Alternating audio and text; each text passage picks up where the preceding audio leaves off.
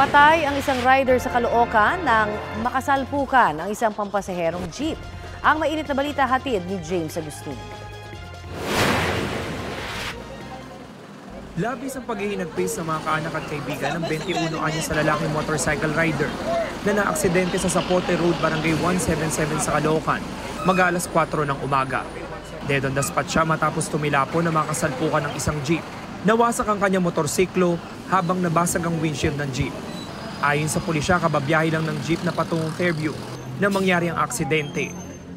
Umovertake itong jeep na kung saan paparating naman itong motorsiklo. Doon nagkaroon ng banggaan sa gitna mismo.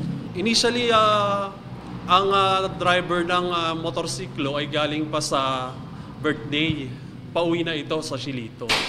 From Maligaya to Shilito. Nasa kustudiya na ng pulisya ang jeepney driver. Kwento niya nag-overtake siya sa isa pang jeep at pabalik na sa kanyang lane nang biglang makabangga ng motorsiklo. Nakita ko na siya sa baba pa lang. Mabilis takbo niya. Pero nasa gilid siya. Tapos pag nakakita ko na overtake na ako sa nakita ko siya na dandahan pa gitna. Apply na ako ng preno. Gigilid, kakanan sana ako, gigilid ako. Kaso nga lang siya, hindi talaga siya bumalik sa pisto niya. Dumiretso talaga sa gitna. Marap ang driver sa reklamong reckless imprudence resulting in homicide and damage to properties. James Agustin, nagbabalita para sa GMA Integrated News.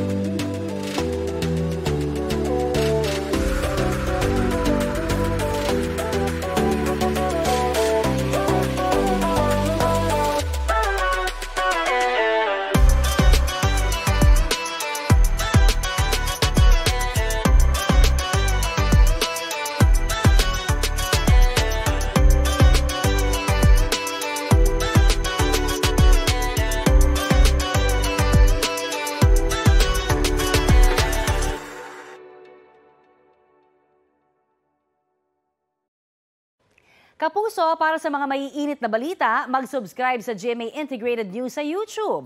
Sa mga kapuso naman abroad, subaybayan nyo kami sa GMA Pinoy TV at sa www.gmanews.tv.